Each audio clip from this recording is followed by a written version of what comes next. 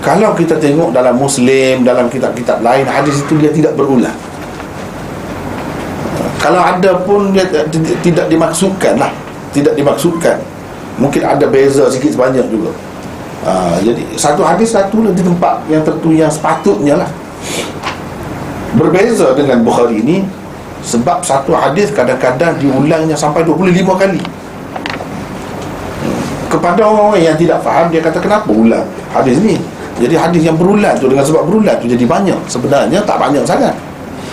Apa perlu diulang tu? Jadi ulang tu ada maksud dia sendiri. Maksudnya ialah dia nak mengajar kita bagaimana cara nak faham hadis.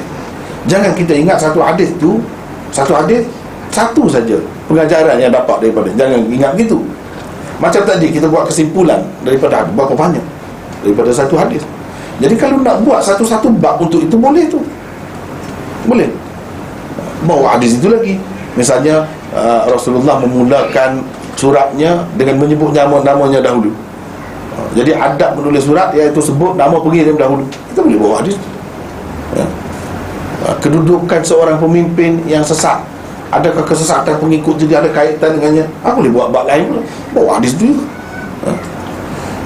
Kekuatan iman seseorang tu bila dia memeluk agama Islam, bila dia jelas sampai dia sanggup mati, boleh kita ambil hadis itu. Jadi banyak, berapa banyak daripada hadis ni saja. Imam Bukhari nak mengajarkan kepada kita bahawa sebaik-baiknya daripada satu hadis ni, sebab ini sumber ni terhad. Bila Rasulullah SAW wafat, ada setakat yang ada.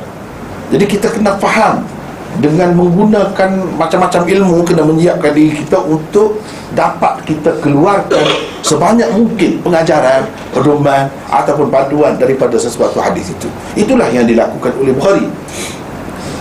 Kemudian kalau kita perhatikan dia bezanya, kadang-kadang dia sama, betul-betul sama sana, tapi maksudnya lain. Berulang tak mungkin. Dia sudah berjanji dah, dia tak akan berulang maksudnya. Berulang hadis tapi maksudnya berlainan, itu banyak dalam Bukhari. Tapi berulang maksud sama, itu tak boleh. Dia sudah berjanji, dia tak akan buat begitu. Walaupun kita tengok banyak hadis itu, tapi maksudnya lain. Itulah yang kena perhati. Jadi begitulah juga dengan hadis ini. Hadis gadai baju besi ini sama dengan hadis Barirah. Misalnya hadis Barirah 25 kali dia ulang. Daripada hadis itu boleh diambil pengajaran ini, boleh diambil hukum ini. Sebab itu dia letak dalam bab yang berasingan. Untuk bab ini sesuai juga hadis ini. Kadang-kadang dia ambil hadis itu, dia potong-potong. Di satu tempat dia sebut dengan lengkap, di tempat-tempat lain dia ambil mana yang berkenaan sahaja.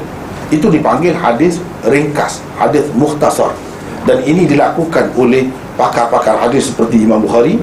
Tapi dengan syarat, itu maksudnya mesti ada di dalam kitab yang sama, di mana-mana tempat yang lengkap. Mana yang lengkap, yang paling lengkap.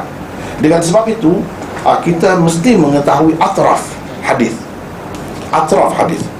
Bila kita tengok misalnya hadis ni, hadis Heraklius ni, mana atraf dia lagi? Di mana lagi di dalam Bukhari ini disebut hadis ini? Di bawah bab apa?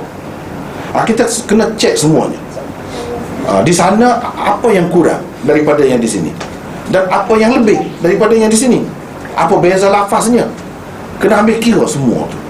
Sebab di sebalik tu dia ada banyak pengajaran dan pedoman. Inilah yang dilakukan oleh Bukhari. Sebab itu berlaku pengulangan sesuatu hadis di bawah bab yang berbeza-beza. Kadang-kadang sanadnya berbeza. Hadis sama tapi sanad dia lain. Dia nak cerita kepada kita hadis itu banyak sanadnya.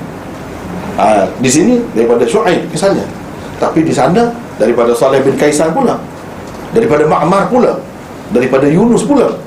Jadi di bawah tu perawi yang lain pula, hadisnya sama. Jadi kenapa dalam hadis ni lafaz dia begini, berbeza sedikit daripada yang di sana? Ini berpunca daripada perawi. Cuba tengok, perawi dia berbeza kan? Perawi dia berbeza, itu sebab ada perbezaan. Dan ini termasuk dalam riwayat bil makna. Itulah secara ringkasnya. Wallahu a'lam.